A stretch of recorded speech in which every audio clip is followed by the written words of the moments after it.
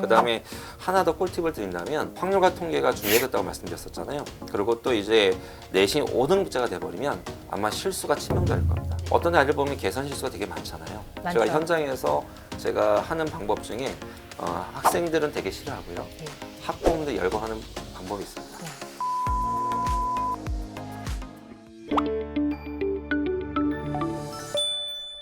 안녕하세요. 교육 고민을 대신 물어봐주는 교육대기자TV, 저는 대기자 방종임입니다. 2028 대입 개편안 발표 이후에 더욱더 관심이 높아진 과목이죠. 오늘은 수학학습법을 주제로 말씀 나눠보도록 하겠습니다. 안녕하세요. 대치다원교육에서 수학을 가르치고 있고 수학학을 운영하고 있는 이창입니다. 반갑습니다. 얼마 전에 10월이었죠. 네. 2028 대입 개편안이 발표된 이후에 중2 이하 부모님들 고민이 수학 고민이 더 심해진 것 같아요. 네, 그럼요. 예전에는 자신의 실력이라든지 성향에 맞춰서 과목을 선택할 수 있었던 상황이었다면 지금은 이제 앞으로 바뀌어질 상황에서는 그거랑 상관없이 동일한 과목을 동일한 내용을 시험을 본다는 점에서 특히 수학에 어려움을 느끼는 친구들의 고민이 많이 커질 것 같거든요. 네. 일단은 2028 대입 개편안에 따라서 수학 학습 방향 어떤 점이 좀 달라졌는지 포인트를 좀 짚어주신다면요. 네, 지금까지 수능을 보면 이제 이과 가는 학생들은 이제 수원, 수투, 미적분을 많이 선택을 했고요. 문과 학생들은 수원, 수투의 확통을 선택했습니다. 수원, 수투, 확통을 공통으로 보고 특히 이제 현재 교육 과정에서 수원, 수투가 공통교과인데 이 공통교과 내신을 분석하게 되면 문과 학생들이 수학 1등을 받는 경우가 별로 없습니다.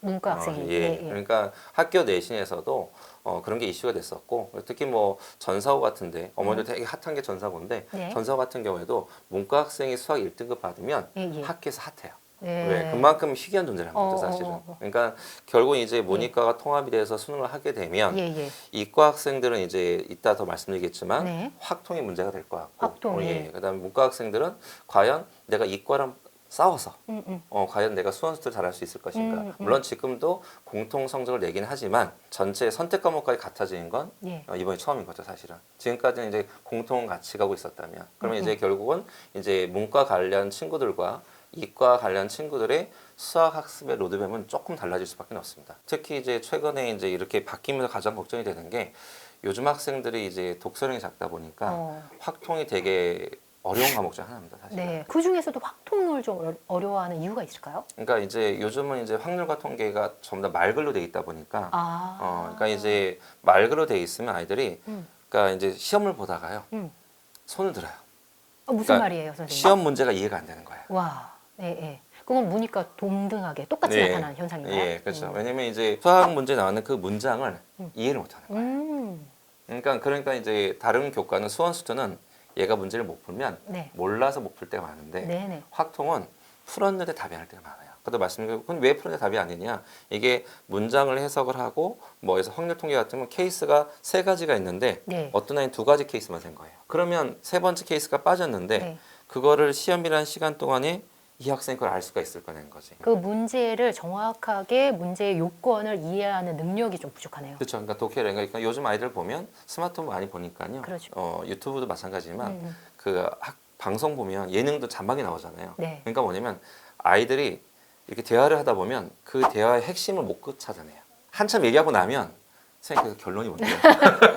이런 글을 이해하고 독해력, 문해력이 부족한 부분은 이미 너무 만연한 거잖아요, 학생들한테. 그렇다면 수학 학습에서 이 독해력이 부족한 부분은 어떻게 이걸 인정하고 어떻게 좀 달라질 수 있을까요? 그러니까 그래서 제가 이제 그 이번에 이제 오늘 대담이 이제 중2 이하 어머님인데 그렇죠. 예. 그러면 아직은 시간이 있을 때잖아요. 그럼 이제 뭘 준비할 거냐? 그러면 이제 생각해 보면 많이 풀게 시키거든요, 어머니들이. 네. 근데 사실 그것보다 더 중요한 여러 가지 요소들이 있는데 첫 번째가 뭐냐면 아이들이 글을 읽고 해석하는 능력을 키우는 게 제일 첫 번째거든요. 수학의 바이블이라는 기본서를 낸 게 2002년이거든요, 교재를, 처음이. 네네. 근데 그때부터 이제 완전히 개편해서 2006년에 이제 새롭게 이제 현재 틀을 만들어냈는데 네네. 그때 초창기만 해도 아이들이 이 친절한 설명 읽으면서 아이들이 읽고 해석하고 이게 됐었는데 최근 한 4, 5년 사이에는 애들이 뭐냐면 이런 말그로 된 책을 못 읽어요. 그리고 네네. 안 사게 되고. 그러니까 이런 강연에서 저하고 대기자님하고 막 어린 왕자 얘기를 막 했어요. 네. 그러고 나서 일주일 뒤에 어머니 한번 기억해 보시면 이창이가 뭐라고 한 것 같은데 대기자님 뭐라고 한 것 같은데 근데 어렴풋해요. 근데 그거를 내가 책으로 읽으면 어떻게 돼요? 책을 가지고 어린 왕자를 쭉 읽어 나가게 되면 일주일 뒤에 봐도 내용이 많이 남아 있거든요. 그러니까 우리가 결국 자라온 과정을 보면 책을 가지고 서서 읽었던 내용들은 기억이 지속력이 되게 길어요. 음. 근데 대화를 가지고 했던 내용들은 기억이 지속력이 짧을 수밖에 없거든요. 그래서 제가 꼭 말씀드리고 싶은 건 뭐냐면 기본서를 꼭 한번 보시라는 거예요. 이게 책을 보고 한번 다시 읽으면서 아 이게 이런 거구나. 수학에선 사실은 정의라든지 개념이라는 이런 게 중요한데 그런 개념들을 학원에서 선생님들한테 말로 배우거든요. 그러다 보니까 일주일 지나고 한 달 지나면 아 선생님이 뭐라고 했던 것 같은데 근데 그럼 1년 뒤에 그걸 네. 찾아보질 못한단 말이에요. 근데 사실 내가 책을 봤으면 1년 뒤에 그 책을 펴서 아 이런 내용이었구나. 이런 게 되게 중요한 거거든요. 네네. 지난주에 아이들한테 수업을 하면서 현재 네. 중3 아이들인데 상수함수를 물어봤어요. 네. 그랬더니 아이들이 막 대답을 해요. 정답자 한 명도 없어요. 없어요. 그 아이들이 흔히 말하는 중3인데 미적분까지 현재 교육까지 미적분이면 고3 학생이 배우는 과정까지 다 배우는 애거든요. 다 끝난 친구인데 물어보니까 몰라요. 네. 왜냐면 아이들이 네네. 계산은 잘해요. 음. 근데 기본적인 개념이 안 잡혀 있는 거예요. 근데 수능은 어쨌든 개념을 베이스로 하는 시험이거든요. 그러니까 그런 걸 강조하고 싶어서 네. 그래서 제가 뭐라고 했냐면 집에 가서 예. 수학의 정석이나 수학의 바이블이나 한번 꼭 찾아봐라. 읽어오고 나서 그 다음 시간에 가서 다시 한번 물어봤더니 그땐 정확히 대답을 해요. 그러니까요. 수학은 일찍부터 학원 다니면서 공부를 열심히 했음에도 불구하고 한 번 듣고 그냥 흘리는 거죠. 장기 기억으로 저장이 안 되는 경우들이 너무 많은 것 같아요. 이번에 2028 대입 개편안이 발표가 되면서 그것만 중점적으로 생각하시는 경우들 부모님들, 학생들이 너무 많은 것 같아요. 근데 사실 중2부터 적용되는 부분이 세 가지 측면이 있죠. 이거 2028 대입 개편이 아니라 고교학점제 그리고 2022 개정교육과정 있잖아요. 우리가 고교학점제와 2022 개정교육과정을 사실 등한시하는 부분도 사실 좀 있는 것 같아요. 이 부분에서 변화 가능성, 학습 좀 달라지는 부분 있으면 좀 짚어주시겠어요? 네. 9등급을 5등급으로 가잖아요. 그러니까 현재는 4%, 7%에서 11%까지가 2등급인데 네네. 10%가 1등급인 거예요. 그러면 현재 아이들 내신 선정을 할 때 2점대 친구들도 1점대를 받는 거죠. 그러면 현재보다 어쨌든 간에 지금은 어떤 학생이 1.0을 받았다. 네. 정말 놀라운 거죠. 난리 나죠. 그렇죠. 예, 예. 근데 강남에서는 1.0 거의 없습니다. 사실. 예, 예. 왜? 전 과목을 다 잘하기가 쉽지 않거든요. 그렇죠. 이 바뀐 체제로 가게 되면 학교별로 1.0이 많이 생산이 되겠죠. 그렇게 되면 거기에서 대학들은 그러면 이 친구들을 같은 1.0 안에서 누가 더 좋은 학생인지 변별해야 되는 거잖아요. 그러면 이제 뉴스에 나왔던 것처럼 이제 수능에 대한 중요성이 더 커질 수밖에 없고 그래서 이제 결국은 수능을 누가 남들보다 한 발짝 빠르게 어떻게 준비할 것인가 이게 아마 이슈가 될 거고요. 그래서 네네. 아까도 계속 강조했던 게 국어를 제가 말씀드렸던 이유가 네네. 사실 저는 수학을 가르치고 있는데 왜 국어 얘기를 하냐라고 하게 되면 네네. 예, 결국은 수학은 일찍 선행을 하면 유리해요. 예. 근데 국어는 근데 선행이 중요한 게 아니라 사실 차근차근 실력을 쌓아가야 되는데 수학은 어떻게든 만들 수 있어요. 아이가 만들 수 있을까요, 원장님? 네, 만들 수 왜냐면 아이가 선행을 늦게 시작했으면요 1년 더 시키면 돼요. 예, 저는 네네. 큰애가 재수했는데요. 아, 이유가 뭐였냐면 예, 예. 고2 때 처음 선행했거든요. 그러셨어요? 자녀분이 이제 장성했는데 수학을 굉장히 잘하는 걸로 알고 있어요. 좀 들려주세요, 노하우를. 네, 그러니까 큰애는 선행 한 번도 안 했었는데 네네. 고2 때 처음 시작을 했지만 마음을 비웠거든요. 얘는 재수시키면 안 돼. 그러니까 선행이 늦으면 막 네네. 서두르거든요. 네네. 그러면 빨리 가면 안 되기 때문에 차근차근 단계를 밟아서 가면 되는 거고요. 둘째는 이제 전사고를 준비했기 때문에 중학교 3학년까지 수학이 전과적으로 선행을 시켰거든요. 그래서 두 형제가 완전 양극인데, 네네. 그래서 둘째 같은 경우에는 이제 전사고로 진학을 했고 이제 그런 과정 속에서 이제 수학을 선행을 다 시켰었죠. 팔불출을 좀 네네. 얘기하면 네. 작은 애가 서울대 수학교육과 다니고 있습니다. 네. 그러면 아버님이랑 똑같이. 네, 네네. 아마 유일한 케이스일 겁니다, 대한민국에서. 그래요. 네, 근데 그러면 네. 뭔가 제가 초등학교, 중학교 때부터 제가 막 뭔가 직접 시켰을 것 같은데 저는 고등학교 가서 제가 시켰고요. 초등학교, 네네. 중학교 때는 일도 관여를 안 했습니다. 예. 뭐냐면 아이가 공부할 수 있는 시스템을 찾아주고 네네. 어떻게 공부할 것인지 방법적인 걸 제가 고민해서 그 교재에 아이가 공부할 수 있게끔 넣어준 거거든요. 초중등 때. 네, 네네. 그러니까 이게 그래서 제가 항상 이제 강조 많이 하는 게 이제 여러 가지 요소가 있지만 특히 중학교 때는 우리 아이한테 맞는 선생님을 찾아서 그 선생님하고 꾸준하게 배울 수 있게끔. 그러니까 요즘 보면 이제 어머님들 보면 급해요. 자주 바꾸시죠. 네, 네. 그게 제일 안 좋아요. 저는 작은 애도 중1부터 중3까지 한 선생님한테 배웠거든요.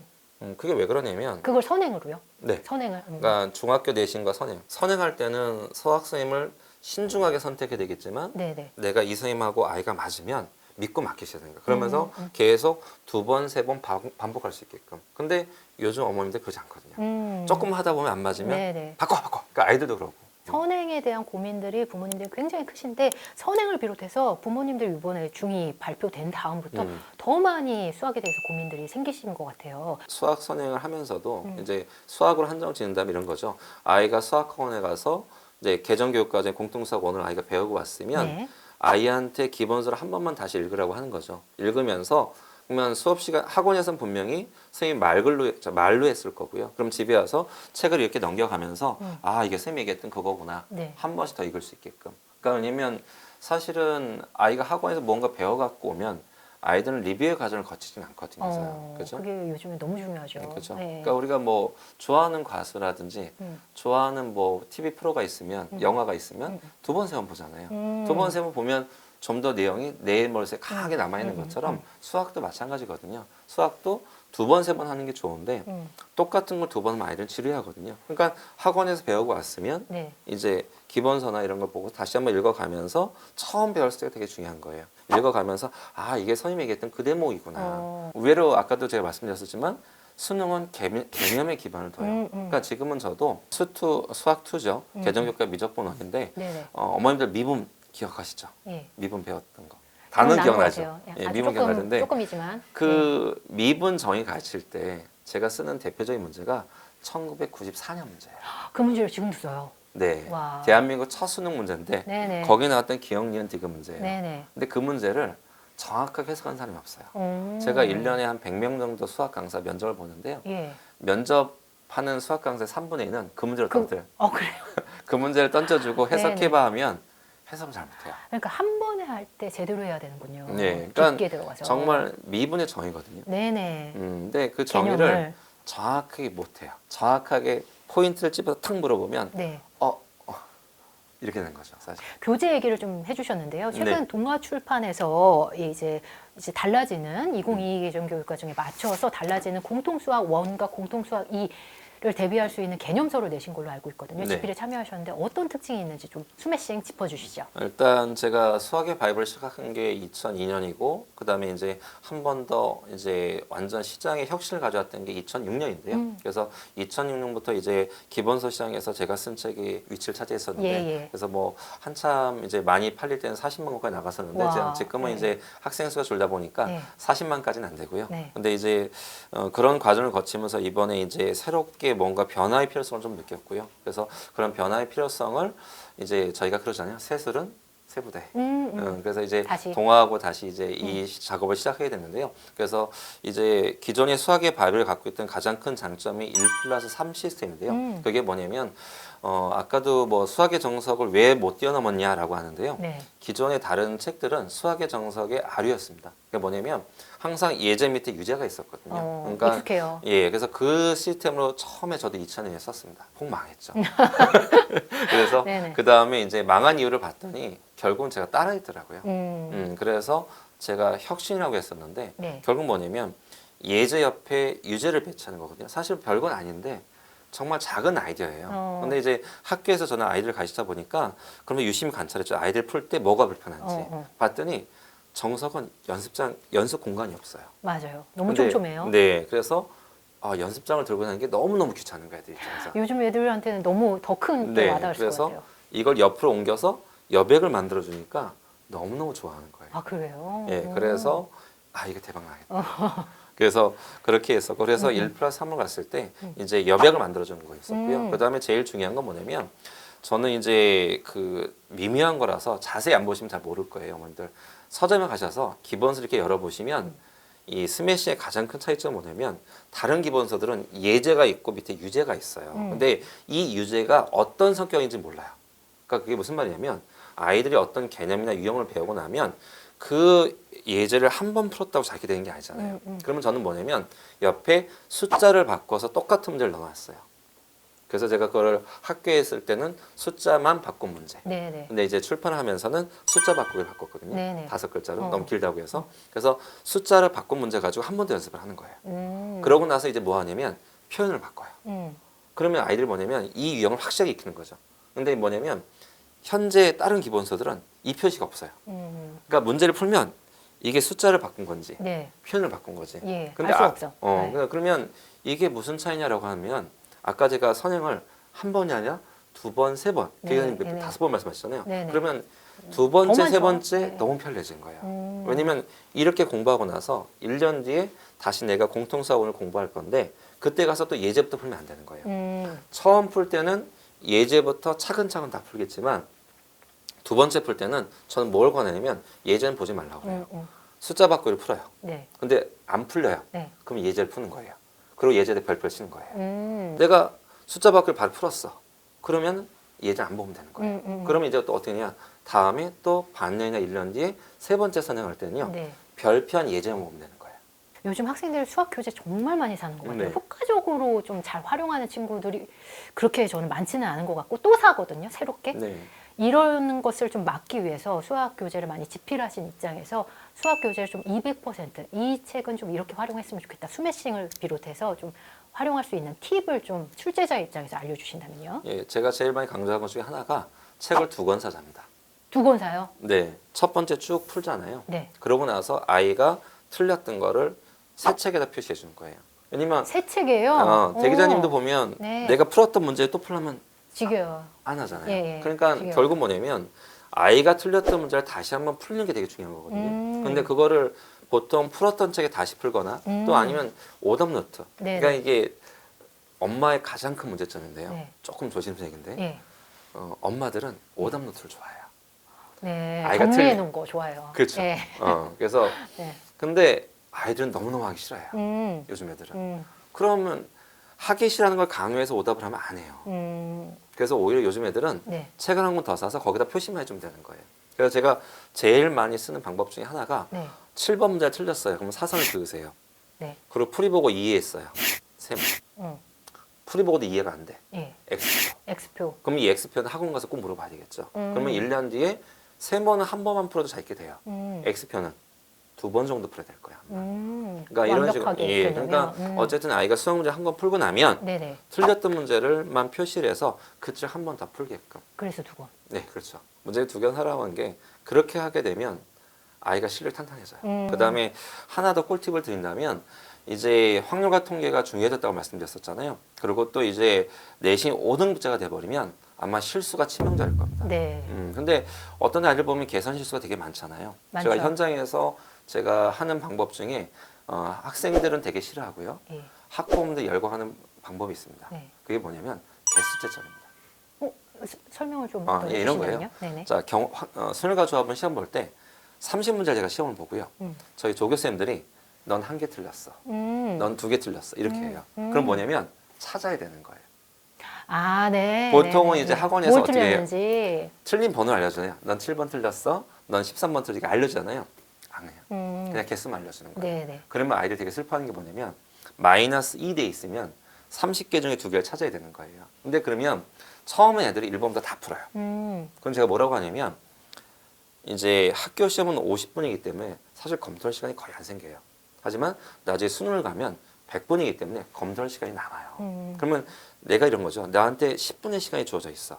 그러면 30문제를 다 자세히 볼 수 없잖아요. 네네. 어떤 문제를 검토할 것인가. 그게 경험치거든요. 사실. 네네. 아이가 한 페이지를 풀었잖아요. 네. 한 페이지에 한 6에서 10문제 정도가 있으면 그걸 풀고 나면 어머니가 개수를 써주세요. 마이너스 1, 마이너스 2. 대신 이제 그 여학생들은 좀 모르겠는데 네. 전 아들만 키우다 보니까 네네. 상품을 걸어야 돼요. 아, 그냥은 안 합니까? 안 하죠. 예. 치킨 정도 걸어야 그러니까 될까? 타임 어택 걸고요. 네네. 자, 10분 안에 찾으시면 치킨. 미친 듯이 찾아요. 그래요. 오늘 그렇잖아요. 한번 해보시면 좋을 것 같네요. 네. 수매싱으로. 네, 오늘 저희 영상과 함께한 동아출판의 수매싱 개념서 공통수학 1, 2 필요하신 분은요. 댓글 남겨주시면 댓글 남겨주신 분 중에 10분을 선정해서 저희가 선물로 보내드리도록 하겠습니다. 장시간 함께해 주셔서 감사합니다. 감사합니다. 대기자 TV